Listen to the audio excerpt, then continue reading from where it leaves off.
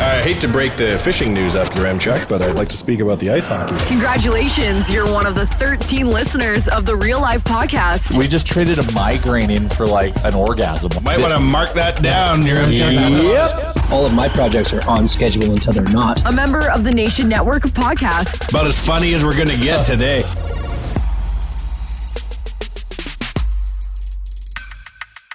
Episode 271 of the Real Life Podcast. I yell when I start this podcast. That's how excited I am. It's brought to you by Oodle Noodle. 14 locations in Edmonton. They're coming south as well, so giddy up, southern Alberta. Oodle Noodle coming your way. Whether you want the nudes or not, they're coming. Oh, you want it. Also, Oodle Noodle up here in Edmonton has a new radio commercial, and I've never been happier because I heard myself do the old one so many times I got sick of it. So shout out to the new Oodle Noodle radio ad. Fuck. Why? What's the new radio ad? Every month it up, I think, is the mission here. Yeah. What is it right now, though? It's a charity thing, I believe. It's a charity. Well, I voiced it. I know exactly what it is. I voiced it, but yeah. Oh, did you? Attaboy. Yeah. Good job. Recorded it inside the Nation truck. Oh, yeah, and what were you using to record that? What did Josh have you hooked up with?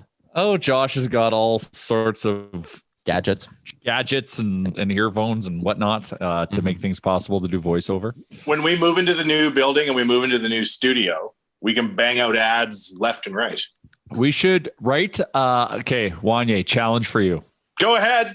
We've got our voiceover guy, Real. Oh, I know who it is too. Is it that kid from the ticketing company? Real. Yes, Real. I think he's a full-grown man. He is a full-grown man. He's a fully formed adult. But he is not a kid? No. Think about if you could. I'm challenging you publicly, calling you out. Go ahead. Yes. Create like a movie trailer script and let's get him that guy to voice it. Oodle Noodle the movie. When you have a voice like that, you can say the most preposterous shit and it'll sound legit. He sent me an email. He's like, honestly, like if you ever need voiceover, like I would love to do it. Oh my God, that's a really good idea. We're on it. We should get him to voice a new intro for this podcast. Absolutely. I don't know what it would be. But how weird am I allowed to go just while we loop back on the topic? Well, you want to position the brand that is such that it resonates with people and still keeps people hungry. See, the trick with Oodle Noodle, we were talking about this the other day, is like Bag Milk and I do the social. And throughout the years, Jay and I have written the ads. We worked with local guy, Adam McGale. He's awesome on radio ads. Tyler, you've done ads. Like, it's a job where the only ad we have is Gregor, and then sometimes we went on Now. Is that where we went on, Jay? Yeah, we'll show up on Now from time to time. But like, you'll go and be like, you haven't had a new ad on Gregor's show in 7 months. I'm like, oh my God, people listening every day. And I say to Gregor, like, why don't you just rotate the old ones? He's like, nope, got to get a new one.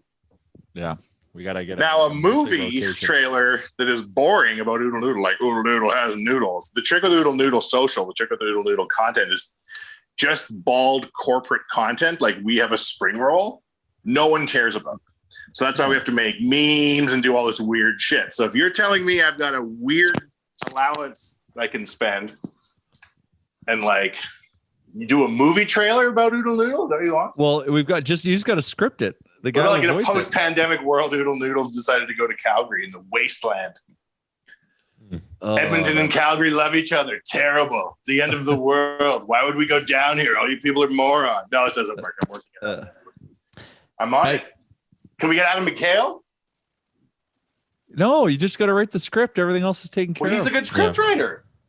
Oh. Anyways, this is a good idea. Yes, I got challenge accepted. Good. Go to Oodle Noodle Workshop to start this week's episode. Remember when you challenged? Hold on, just one second. Remember when you challenged me and Bag Milk to get the wonton memes dialed in? Yep. Did we do it? People now know we have wontons, and that's there's been dozens they of are wonton delicious. Memes. Dozens of wonton memes. There were way less memes worldwide prior to that order. And we took the challenge. Get ready for your next challenge because we are very close to launching the banana spring rolls. And fuck me, excuse me, unreal.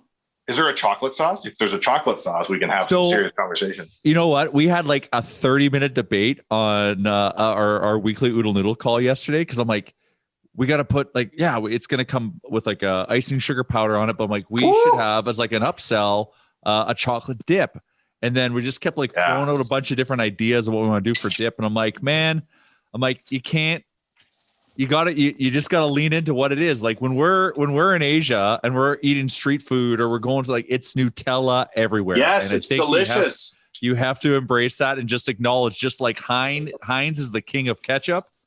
Nutella is the king of chocolate dip that goes with a banana spring roll. So we're gonna get those Nutella packets because don't mess with it. So it's coming. I don't know why this spring roll memes. Guy's voice. Good luck finding some kind of angle for those. Oh, I got it. You just leave that to me and that guy's voice. This just reminded me of, because I thought about all the Nutella you'd have to buy. There's a new Costco business center on the West End that it's like Costco but on steroids almost. Like you can go get a 5-gallon thing of just pickles in a plastic tub. And I was thinking of all the Nutella you could buy there, and that would be interesting. Anyways, Bag Milk, you're on the pod. You weren't here last time, so I must say happy belated birthday to you. Also, how did you celebrate your birthday? I got fucking hammered is what I did. Okay. Yep. Okay. Go on. More detail, please. Well, I started with a coffee and Bailey's, as you do. Mm-hmm. And then things progressed from there into beers and then rums and then donair orders. And I just, it's pandemic living. So I just tried to make the best day I possibly could. And I did donairs for dinner, which was great. I went to Arby's for lunch. Oh, wow. 4 beef and cheds. Gout for dinner. Yep. 4 beef and cheds at lunch. I air fried 2 of them. Absolute game changer. I ate 2 as the artist has presented them to me. But it was a casual day in the pandemic, man. There's not a whole lot to do really. So just kind of make your own luck and your own fun. And that's exactly what I ddid. I was bummed there was supposed to be an Oilers game against the Canucks, but obviously there's safety first in that specific circumstance. So it didn't happen. So yeah, I just built my own day, I guess. It was fun. Sounds fun. Yeah, speaking of the Canucks, sounds like the Oilers are going to have a full week off after the game against Calgary, going up to their next game next Saturday against Winnipeg, which is insane. And in a season are they going to do what they did with the Oilers played Calgary on Saturday? That wasn't supposed to happen. So are they just going to do that, take from the back end and move it to the front? Reed Wilkins was tweeting out today that after Tippett's press conference, it sounded like that wouldn't be happening and that the Oilers are preparing themselves for a straight up week off, which might come in handy because the trade deadline is on Monday and the new quarantine that they have permission for is only 7 days. So if the Oilers did make a splash, Taylor Hall at the deadline, I just wanted to get you guys fired up. There's no way they're getting Taylor Hall. There's no way they want to do that. Well, hey, don't say we can't do anything either. Yeah, it's true. Even if it's a terrible idea, we could do it if we wanted. What do you mean? I would say they can't do it. I'd say Why? They can. They absolutely cannot do it. They cannot afford it cap hit wise. They cannot afford it asset wise. Good. What? Are you kidding me? Look at the Paul Mary and Zaja. I can't believe I'm defending us trading for Taylor Hall, but I don't like being. Okay, insert a different guy. Nick Foligno then. Nick Foligno. Okay. You can't afford him. You wrote asset wise. You wrote Mike Hoffman this morning in the rumors. Mike Hoffman's slightly more realistic, I think, but still highly, highly unlikely. Anywhere Taylor Hall goes, they are eating salary. Even if they ate half of his salary, Oilers can't afford him. Well, how much salary is left for the end of the season? How much cap space do we have? Under $2 million or something like that. Well, then I think there's that should fit, shouldn't it? If they retained half and took Chase on, then sure. But then they're retaining half and taking salary. But remember, we have $2 million of space right now for the rest of the season, or $1 million for the rest of the season. That's like $5 million in normal year-long cap space. With the way LTIR, the Oilers are too knee deep in LTIR. They really don't have any money. Hey, Jay wants Taylor Hall. That's why we could trade for Taylor Hall. I don't want to. Breath, we don't want Taylor Hall, but we could. I get a little triggered when I get told we can't. I agree. This is Edmonton versus the world. We want. They can't. Exactly. Unless James Neal's going out, they can't. I watch Sabres games to watch sad Taylor Hall and Jack Eichel. I'm going to be honest. Jack Eichel hasn't played in a month. I know this, but I'm saying that in the past and during this season, I've watched games and seen them frowning on the bench. Then Hall got sat and blah, blah, blah. It's wonderful. We want nothing to do with this implosion. Stay far away from both of them. Fair enough. I if wouldn't you, mind. Don't you dare say what I think you're going to say. If you want a counterpoint, and again, this source I would say is not ideal. Doug McLean yesterday said he's heard rumblings the Oilers are trying to get Nugent Hopkins and Hall signed, both of them for under $12 million. No. One, they can afford that this offseason relatively easily, I might add as well.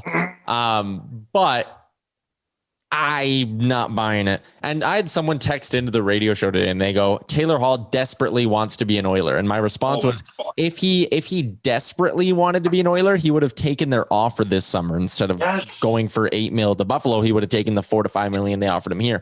So that's why I'm kind of like, I'm not as sold on it. Also, if you ask me in free agency, like Nugent Hall for a combined 12 is a pretty hard ask. I don't think you'll be able to get that done. I think Hall, despite his bad year, still gets around 7.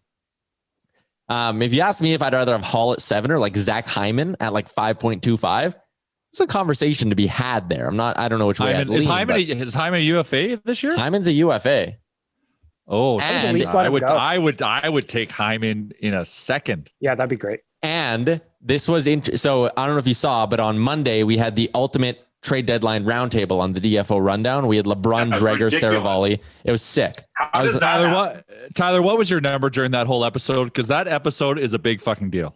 Oh yeah, like I was at a solid 10, and then they brought me on to do buy or sell, and I'm sitting there looking at myself on the recording with them. And I'm like, oh shit, this is an exciting I'm watching time. this. I'm like, what are we, TSN? And then my next thought is, how did your rem check it in there? Look at him. What a fucking yutz. He's up there with the national heroes. He's Well, like, hey, you know what? fellas. I dangled a carrot to Yaremchuk to do more with us, saying that we might be able to do something big, and I'm so happy that it actually happened, and he got to nibble at that delicious carrot that I. Well, and now that you're legit and you're national, Yaremchuk, let us talk about our shit and stop trying to bring us back on topic. You've arrived. You've already gotten better than all of us. The students passed the teachers. Congratulations. Hey, you're on the number 4 podcast in hockey podcast in North America, and you're in charge of it somehow, huh? Maybe number 5, but number 4, it keeps 5. me up at Big night deal. knowing I'm responsible for the downloads and all that. It drives me nuts. I don't sleep. Anyways, on that Does it podcast. really? Hold on. Wait. Does it really? Oh yeah, it's a very stressful thing. Why is it stressful? What do you think? By you stressing out, they get more downloads? No, but I'm stressing out about ways to get it more downloads. I take it very seriously. I take it like personally when an episode doesn't do well. And this is why Tyler Yaremchuk's on the team. He cares. Exactly. Yeah. Anyway, he has to put up with us don't talking tell him about that. bullshit because we also he's a somehow hero. paradoxically hooked him up on a podcast with Gregor. Okay. The point I was getting to bringing that up was, one, to plug it because you people should go listen to it. Also, Zach Hyman's a UFA at the end of the year. And on that podcast, there's a moment where Darren Dreger, when they're talking about the Oilers, goes something, and I'm paraphrasing here. You'd have to go back and listen to it. But he basically says like, well, the Oilers are getting ready for their mega offer to Hyman. And Frank and LeBron go like, oh, don't drop that grenade in there. Like, oh, come on. But to me, looking at their faces when they're talking about it, it was kind of like they were all smirking, being like, ooh, Dregs, don't say that. Don't say that, Dregs. Don't bring that up. But just the fact Dreger like had that in his head makes me think like, I wonder if Ken Holland doesn't think he's got a shot at Zach Hyman this offseason. You'd probably have to overpay him. And I don't know if I love that, but I think it's an interesting idea. Yep. Yeah. I don't know if I could withstand the temptation to make Hyman jokes if he was an actual Oiler and I had to deal with him 82 games a year. They'd fall out sooner or later. Yep. Yeah. I agree. A lot to expect. It's been a struggle just even having him on the Leafs, to be honest. I'm trying to respect the game during the pandemic and not say the poo-poo jokes, but it is a very low-hanging fruit. the lowest. So anyways, there's a lot of things they could do this offseason. At this year's deadline, I just think they're a little bit too strapped. Like there's just not a lot they can do. And you don't want to give up the first round pick because then you're only picking once in the first 5 rounds in this year's draft. And it's like, it's just not an ideal situation. On top of that, I think this Oilers team, as it's presented now, is good enough to win 2 rounds. Like I think they could realistically beat the Jets, and I think they could realistically beat one of the Leafs. Really? Or Habs. I think so. I think so too, but like I'm saying from a playoff like architecture for a roster, Montreal and Winnipeg are designed playoff rosters. I don't know if I buy that term too much, though. Like, the Oilers could be as well. If Zach Kassian gets his act together, Jujhar Khaira's having a great year. Like, the Oilers could also put together a bottom nine that's interesting. I do think they need help down there, but I think when the rubber hits the road, they can still be a very, very tough team to play against. It's totally just a matter of doing it consistently. You got Connor McDavid and Leon Draisaitl. Well, yeah. We're always going to be a wild card and difficult. Can we talk about Leon Draisaitl's ridiculous goal from the fucking parking lot last night? Wow. Wow. I've watched that highlight probably 30 times now. And I don't know how he didn't shoot that thing into the opposing bench. How did it hit the net? I have no idea how he sunk that. The margin for error on that shot was 0%. Like you that was the only line it could go. Like a micrometer, if that's even a unit of measure, off, and that's not going in. Did it go under his shoulder? Like, how did it go in? It went over him. Over his shoulder. And it hit nothing and but went net far also. side. Well, it had to go far side given that angle, but like, and it hit nothing but net. I don't understand. Yeah. Like, last night when he scored it, because obviously Leon loves to shoot from that general vicinity, but I've never seen him hit that low before. Connor that's a record for him. He scores. I honestly burst out laughing because it was so absurd that he found a way to sink it from there. I have no idea how that worked. Like, man, is it amazing when those two are really going and they're playing together? They're unstoppable. And they're playing Ottawa, who like doesn't stand a hope in hell of stopping them. Like, it's so unfair. There was that shift on McDavid's goal. That was arguably the most dominant shift by that line that I've ever seen. It was like 2 minutes of just pure beatdown. And McDavid at one point like left the offensive zone and like went into the neutral zone, then was like, psych, I'm coming back, and like ended up scoring the goal. It's so entertaining, and we're so spoiled to watch those guys every night. Unbelievable. Anyways, yeah, that was an interesting game. I don't want to get too much into the game tonight because this podcast is like fairly irrelevant by the time it's released and the game's being played. I'd say it's irrelevant while it's being said. Yeah, that too. But like, is there any chance the Senators win, or like? Sure. Nine in a row is like insane to think an NHL team can win. Like, that was a close game last night. Yeah, last night was close. Last night was close. And you know what the Senators do is they work really hard. And they've got some good players on there. Like I was tweeting some love for Brady Tkachuk yesterday because I don't know how old he is. He's probably like 20 at this point, but he is going to be a beast when he grows into a full blown man. And just his willingness to dance, forward. His willingness to dance. He's chirping Darnell after Leon took a swipe at him, and he's ready to go with Darnell Nurse. Just fought Shea Weber a few days ago. Like, is he the true Tkachuk, where his older brother seems to be some kind of adopted lesser version? Yeah, I don't get it. He's the true. Unreal. That family has mad beef with Leon Draisaitl. Like, Draisaitl loves fucking picking on the Tkachuks, man. That was a decent shot he gave him. Like, I was impressed. I was impressed he did that, because if you do that to Brady Tkachuk, he's gonna come after you. Yeah. That was a fun game last night. Down the stretch, though, I've said this a few times now, I think the last 2-3 weeks of this season are going to be so fucking boring in the North Division. I did the math today for my pregame podcast. If the Oilers go 8-8 in their next 16 games to end the season, the Calgary Flames would have to go undefeated just to pass them. And they'd pass them by 1 point now. The bigger question I have is Ottawa going to catch the Flames? Forget the Flames catching the Oilers. Is Ottawa going to catch the Flames? They're only down 5 points. I hope so. Yeah, it could honestly happen, man, which I almost don't want, because I don't want the Flames to get a good pick. I want them to stay mediocre for the rest of my life. But like, it's gonna be boring though. We're watching Connor and Leon eat the NHL for lunch. Wait, hold up. What? Run that past me again? You're like, it's going to be so boring. Oh, yeah, because I think how's it boring? There's nothing to play for. McDavid is like locked up the scoring race, so like there's nothing there. Of everybody, and it's like my dream. There were years I cheered for Eric Cole to score 20 goals, and that was going to be the fucking way we made the playoffs. Now let us have our moment here. We've got the fucking two best players in the league. They're just doing whatever the hell they want. This season could go on forever. It's not boring.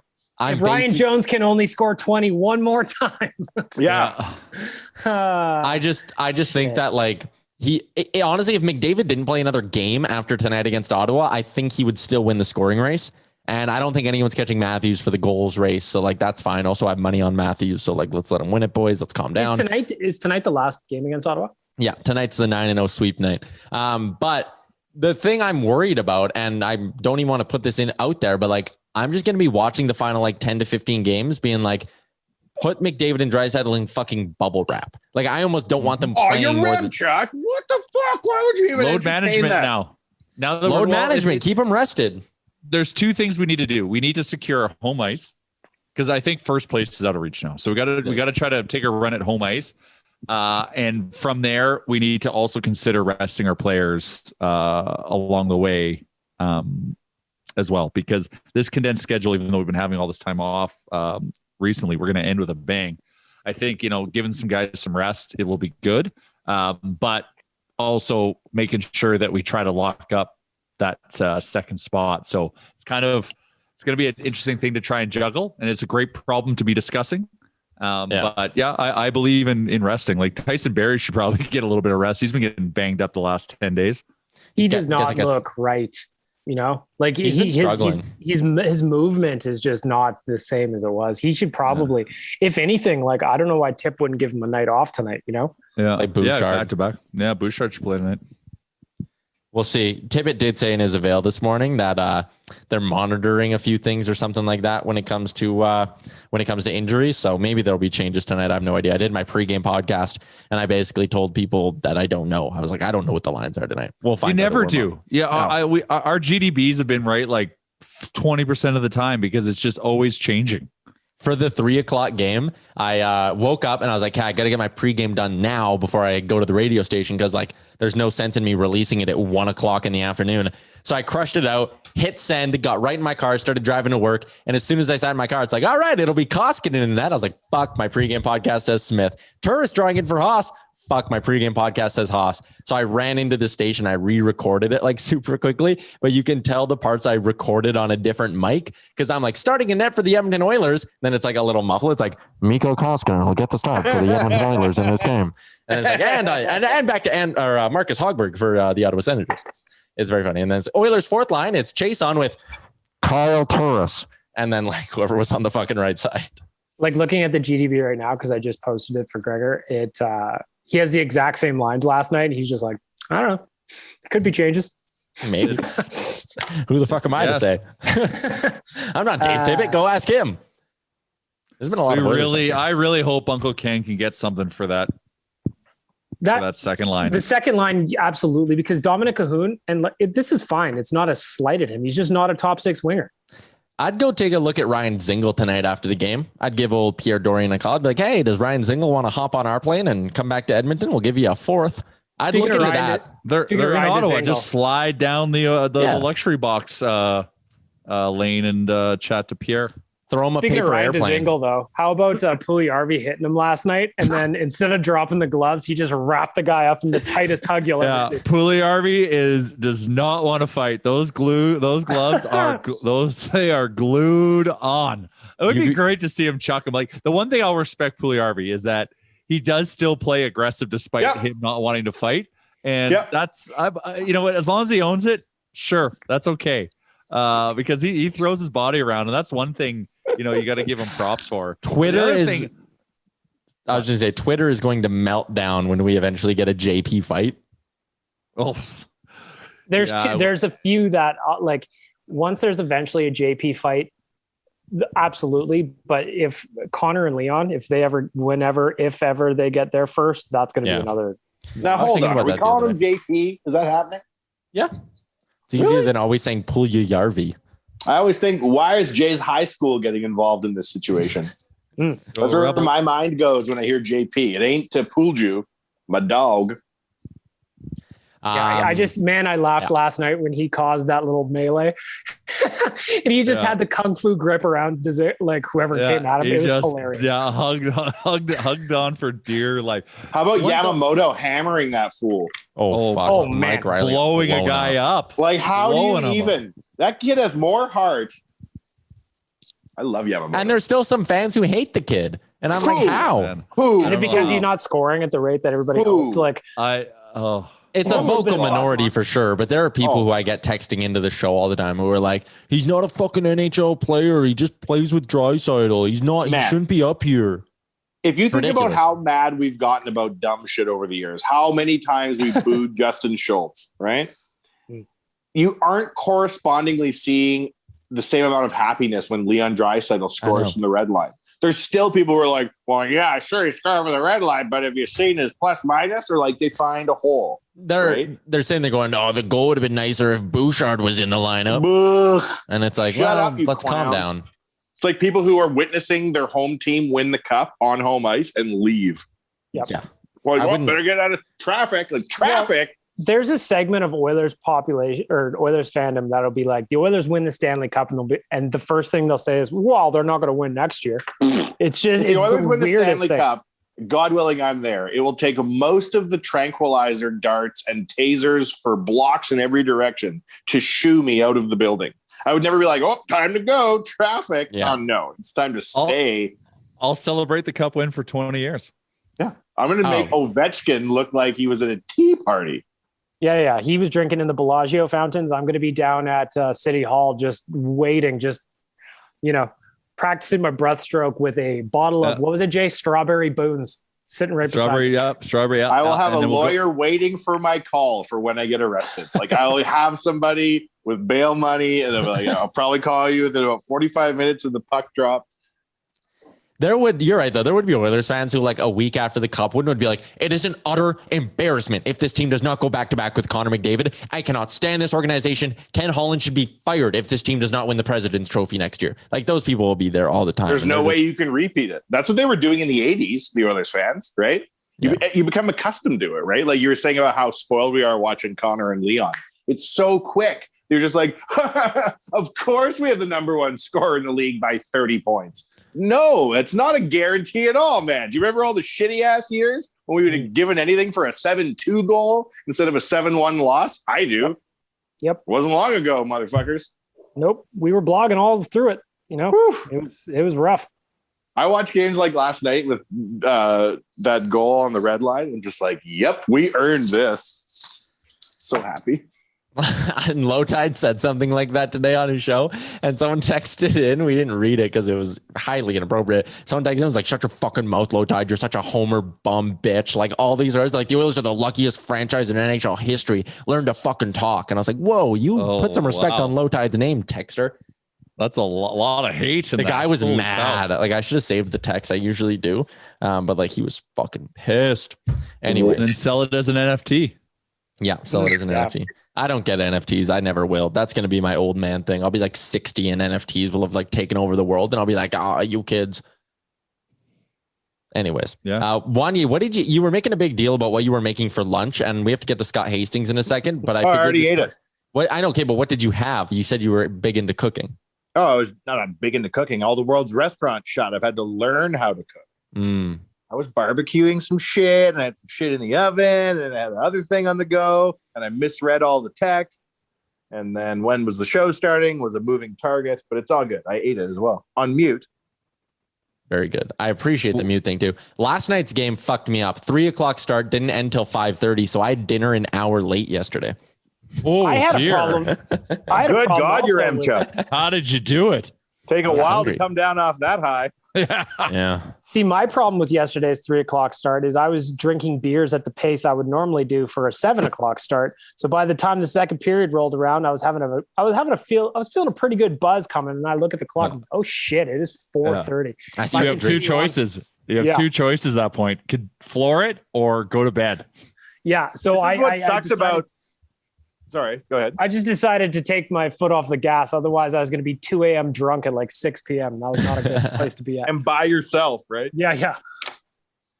Yeah, that's not ideal. We're going to get to our betting guest here in a second, but we haven't given any love to our friends at Twig and Berries, who have a new website up at twigandberries.ca. Free shipping in Canada on orders over $100. Easy for me to say. If you head over there right now, like I'm obsessed with this new website. Shop by category, tops, bottoms, underwear, socks, hats, masks, and gifts as well. All that stuff. New arrivals. You can browse by the brand. Like if you were going to the website thinking, I need a pair of nutsack underwear, it's never been easier to find a pair of nutsack underwear.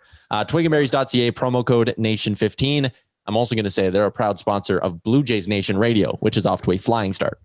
How's that going with Coombsy? I love Coombsy. I could talk to Coombsy forever. It's a great podcast. We just basically, the vibe is like two guys drinking beers, which we are, talking Jays. And like, we're not like insiders or experts, but we just kind of like spew our takes on the team and like crack a couple jokes, talk about how shitty the Texas Rangers are and hit publish. How about the Texas Rangers having a full barn though? Yikes. Fuck me. Yeah, we talked about that on Monday. That was ugly.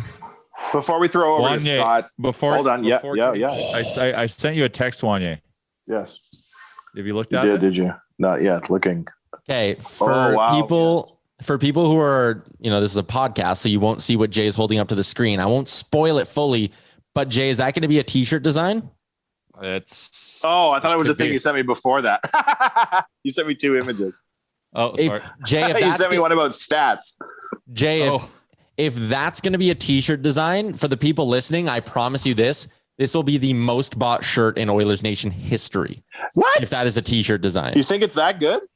I will go bananas for it. I will drive to Little Brick and wash the Nation truck with my hands if you give me one of those shirts. Yeah, I'll get buried in that shirt. Yeah. Oh, yeah. Well, now my first question is, will we go to jail because of this shirt? I don't think so. I think it's safe. Yeah, I would agree. There's the big old drop. We're following all the parameters there. Yeah, maybe we can alter that a hair. Keep the background. I love the color. Yeah. Maybe the drop. I could see that. It's beautiful. I love the concept. Damn it. Maybe. I love the 80s. I love the tie to the neon Leon. You know what I'm saying? Now you understand what goes into the thought process and the workshop of a Nation Gear shirt. It's like, number one, does this look sick? Yes. Will people buy it? Absolutely. Will we go to prison for the design? Yeah. It's either that, it's exactly that process, or Coombsy fires one into the group text just being like, Oily Boys t-shirt. And we're like, yes. Yeah. 4 a.m. Okay? Yeah. All right. Let's get to our betting chat for the week with our friend Scott Hastings from OddsShark. Hey, Wanye, you enjoy the hockey game tonight, my man. You know what? You guys, this is one of my favorite podcasts to be on. And by that, I mean, it's the only one I'm on. So good luck to you all. Yes. OddsShark.com, everything you need to become a better, and make the sharper play. Whether it's the supercomputer, if you don't even know where you want to place your bets, at the top, OddsShark top sportsbooks in Canada. It'll give you everything you need. Scott Hastings, how's it going? Hey, fellas, what's going on this week? Talking about not going to jail for shirt designs. Standard. Good choice. Good choice. Yeah. Yeah. I'm also glued to the Masters right now, where things have not been going well for me so far from a betting perspective. But anyways, let's talk about the Masters a little bit, because I love it. One of my favorite weekends of the year. It's like definitely, I'm not even kidding, like a top 5 weekend for me. Masters weekend. What are the books saying about the Masters? Do they like DJ to repeat, even though he's off to a terrible start right now, but like before the event, did they? Yeah, I actually have the live odds up right now, so that's a little intriguing. DJ was the favorite going in. I wasn't too keen on that. He doubled on 18. I don't know if you guys are following along there. That was brutal. An easy 3-putter, easy for me, of course. No big deal. And he lips out and doubles on the last one. John Rahm right now is the favorite at plus 800, tied with Patrick Reed. Rahm was one of the ones that I was looking at. Of course, he was number one in the world midway through the summer last year. Yeah. So it sort of makes sense for him to be one of the favorites. He was 12-1 coming into the weekend, or I guess coming into Thursday. I thought he had tremendous value. Right now, the one guy that I thought played well but didn't play well, I guess somebody that's providing really good value is Victor Hovland at 66-1. He finished +1 today. But there was a stretch where he went he had 3 birdies and 5 holes. He had a triple on the first hole. You triple bogey, that's your day pretty much. So he finishes at +1. If he take away that triple, he's right there in the mix. So I think he's providing a little bit of value there at 66-1. For people who are going to listen to this podcast on late Thursday or even Friday, and they go, I want to get in on betting on the Masters, but like it's Friday, the event. What are some different ways maybe they can get involved there? Yeah, so primarily, I don't usually bet outright winners. I find that it's tough. It's any golf tournament, but the Masters especially is tough to pick an outright winner. Although you can find value, I find, going into moving day on Saturday morning.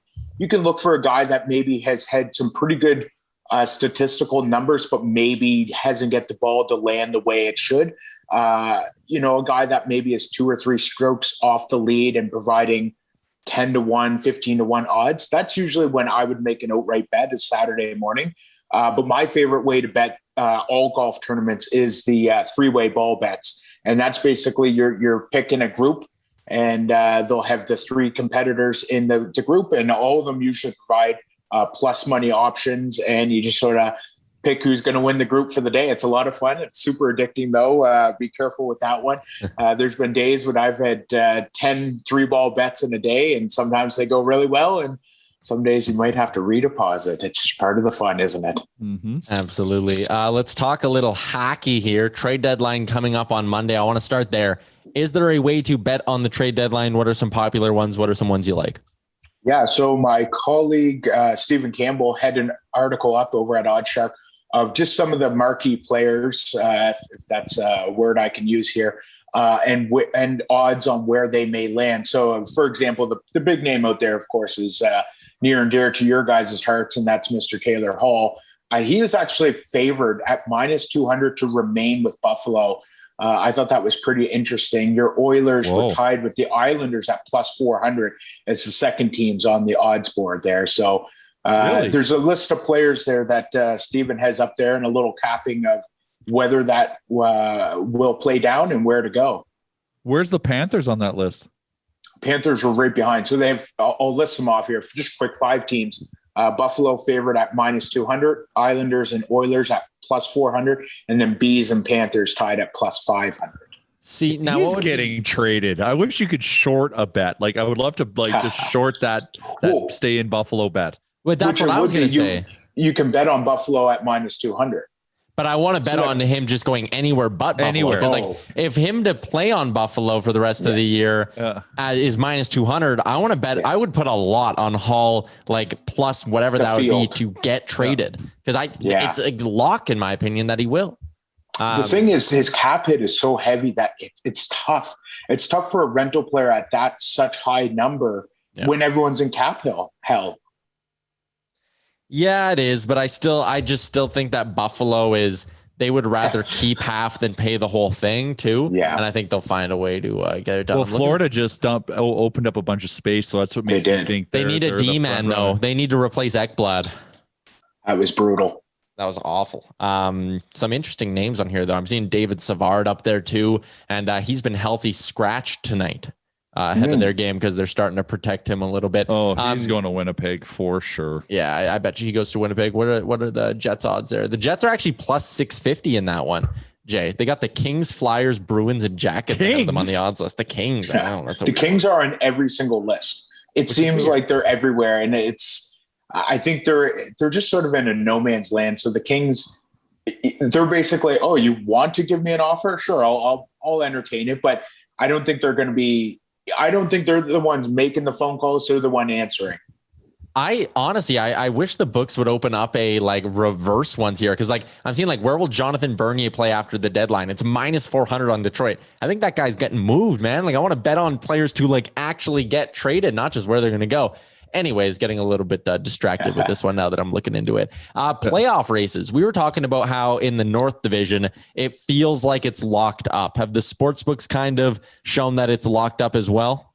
Yeah, I had to go digging for will they make playoffs odds. And a lot of books that I've seen either don't have it or they have minimal options. So right now I'm looking at the North Division on Bet99, which you can be seen on many sports cast. It's advertised like crazy.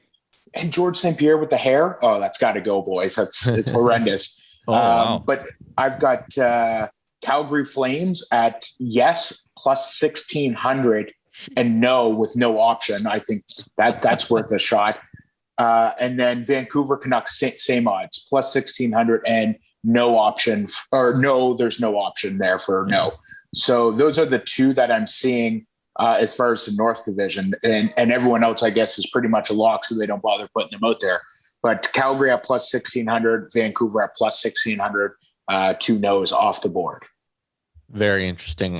In the other divisions here, where there actually are playoff races to be had, any team with value that you think might be worth throwing a bet on to make the postseason here in a late charge?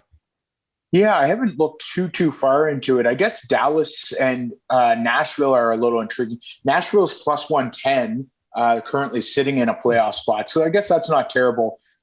Dallas, if you have any hope in hell that they can somehow right the ship and get on a bit of a hot streak, they're at plus 215. So I guess the value there is a little intriguing, but for the most part, I've said this for a couple of times, talking with you guys, just it seems like almost all the divisions have been pretty set in stone with a little bit of wiggle room. So for the most part, anyone that's interesting or that I think might have an option to get in, their odds are pretty much a pick 'em. Like,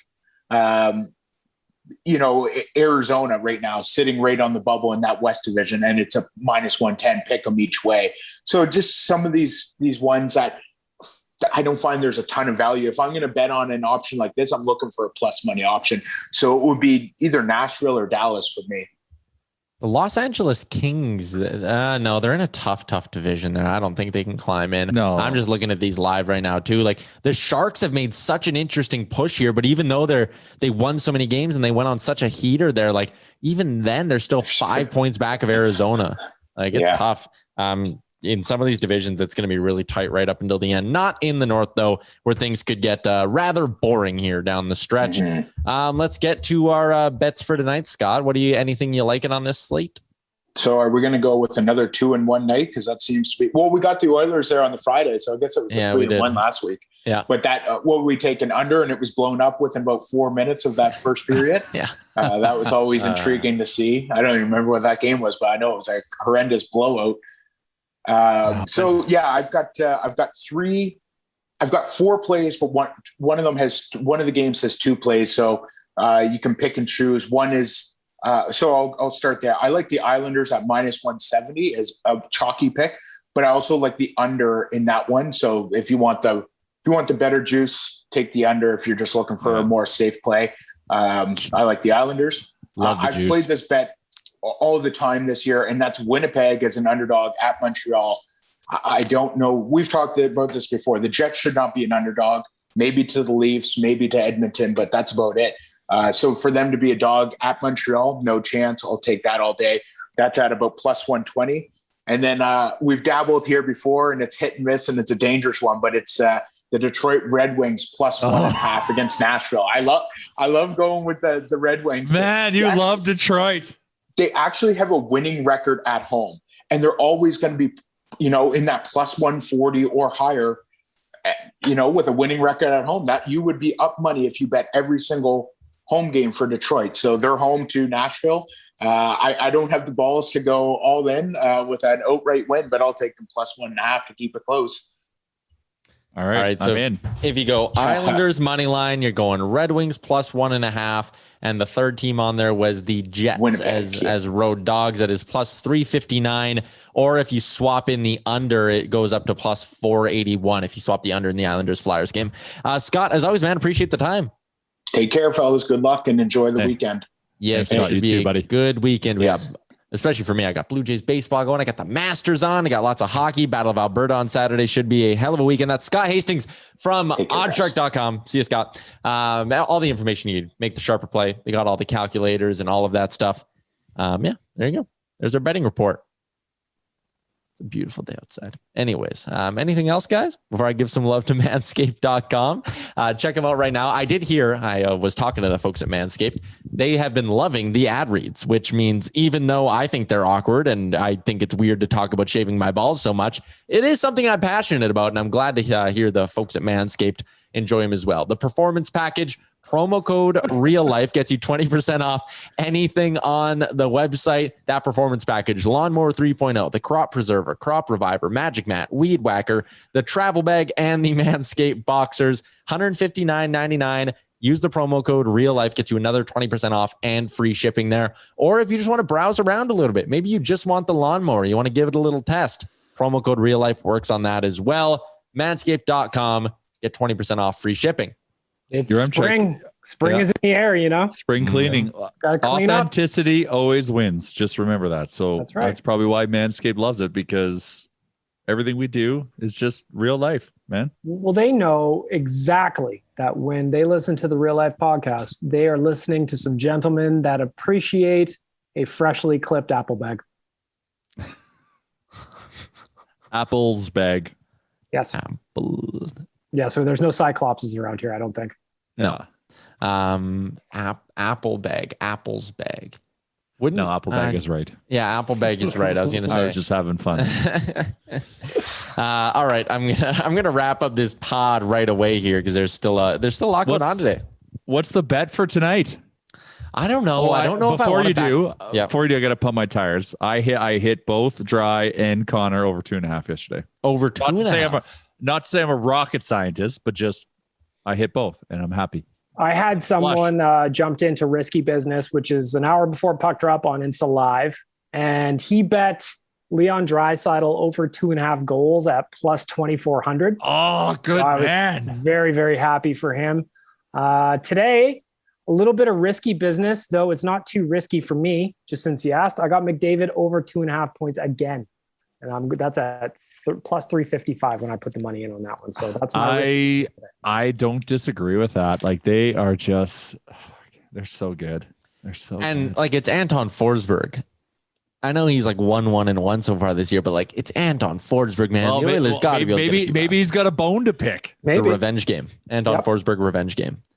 Yeah, maybe he's got a bone to pick, but like I don't know. I'm having a tough time with this game because there's one part of me that goes like law of averages. Eventually the Senators have to beat the Oilers, but then I'm like, look at this game in like a one night vacuum, and it's like they're the better team. McDavid and Draisaitl clearly can't be slowed down, so like maybe the Oilers want the record. They've got the incentive. Maybe like the Oilers want this like undefeated against the Sens. And there's bad blood there too. So maybe it's like they want to be like the fuck you, like we just beat you 9 times kind of thing. But yeah, points in the bank too. Like that's at the end of the day, what's most important is points in the bank. Let's get home ice, boys. Let's go wrap this up against the Sens. Home ice that important this year with no fans?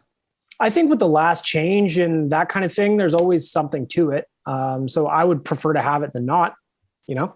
Yeah, I guess that's fair. Last change and all that, especially when you have McDavid and Draisaitl. That's probably something I didn't really think about too much. Looking at the Senators' record, though, it is funny. Like 13, 23, and 4. If you take out their 8 losses to Edmonton, they're like almost a 500 team. It's crazy. Like how they've beaten as many teams in this division, but just cannot for the life of them get 2 points off the Edmonton Oilers. It's mind blowing to me. Like, well, and also that really comical. Oh, go ahead, Bag Malkin, and I'll say my comment. I was just going to say about the Senators. It's also give them some credit for climbing out of that giant hole they dug for themselves early in the year. What was that losing streak at, like 9 or something? Yeah, you know, the Flames are the ones that look like the free bingo spot for the Senators right now. So, take the points. What's been comical to me in the last 10 games or more? I have to go back and look how many games it is. The fact that Jesse Puljujärvi has been playing with Draisaitl and McDavid and has gotten virtually no points. I know. I wrote that in the wrap up last night that I thought JP played really well last night, and it was almost bad luck that he didn't at least get a second assist on something or something. You know I know, what I mean? like something go off a leg or something. Like he's hitting posts like crazy. But having said that, I've leaned in and put a bet on a Puljujärvi point. It's playing plus money. Is it? Yeah, I'm in on that too. Yeah, I think he gets off the schneid. A little real life group bet there. Yes, a Puljujärvi to get a point plus 108. There you go. That bet. It's just he's due, right? Like there's no way he's due. There's no way it can continue. But it's amazing how Draisaitl and Draisaitl McDavid play keep away from Puljujärvi. Or just last night there was that one the dominant shift we spoke about a little bit earlier, and JP was definitely involved in that in the cycle. But then just as the play kind of happened, Tyson Barrie ends up the one with the secondary assist on it, even though the 3 forwards did most of the work. It's just that was JP's luck last night. Yeah, well, today it's going to change. He's going to get that second assist. Yeah, absolutely. I have some season long bets that I'm keeping an eye on right now. One of them is Puljujärvi over 8.5 goals, and he's been stuck on that one for so long. I want the payout. I want the payout coming tonight. Puljujärvi scoring tonight. Hopefully. I'm also sweating out Nathan McKinnon. I took him over 64.5 points, and he's at 47 right now. So that's going to be a tight one. But they've been hot lately. They've been so hot. Hopefully they're getting hot too early. Would do so a world of good for the Oilers is the second line, which I'm calling the no confidence curve right now, which Cahoon, Nuge, and Yamamoto. Like Nuge and Yamamoto need something. You know, I know Nuge. Yeah, a left winger. Well, that's absolutely true. But like, I know Nug scored on the power play a couple of games ago, but like he and Yamamoto both desperately need something. Yeah. Hopefully it happens tonight. Hopefully people are listening to this podcast on their Friday and they're like, wow, these guys predicted so much stuff to come right. Or they're going to lose like 4-1 and people are going to be like, God, these guys need to shut up. Nope. We're all going to make some money on JP. That's what's going to happen. The Oilers are going to win. We shall all be merry. And it's a 5:00 start. So it'll be nice and celebratory by about 8:00. And we'll be nice and full before puck drop because we eat dinner at 4. No, just me. All right. That's going to do it for another episode of the Real Life Podcast, episode 271. Shout out to Oodle Noodle. Shout out to Twig and Berries. The promo code there is Nation15, gets you 15% off. And manscaped.com, promo code there is Real Life. That one gets you 20% off and free shipping. So Manscaped, Twig and Berries, Oodle Noodle. Shout out to them all. Shout out to you for tuning in. And our friend Scott Hastings from OddsShark. We will talk again on Monday when I think we'll be recapping the trade deadline at that point because it hits at 1:00. So that should be a fun one. Monday at 1:00. We'll talk to you guys then. Battle of Alberta on Saturday. A little bonus Battle of Alberta. How's that? A little freebie. A BBOA? Yeah, bonus BOA. I like that. Bonus BOA. Yeah. All right. That's all coming up on Monday's episode of the Real Life Podcast. Great job on making it through the entire hour of the Real Life Podcast. Don't forget to like and subscribe wherever you get your podcast from.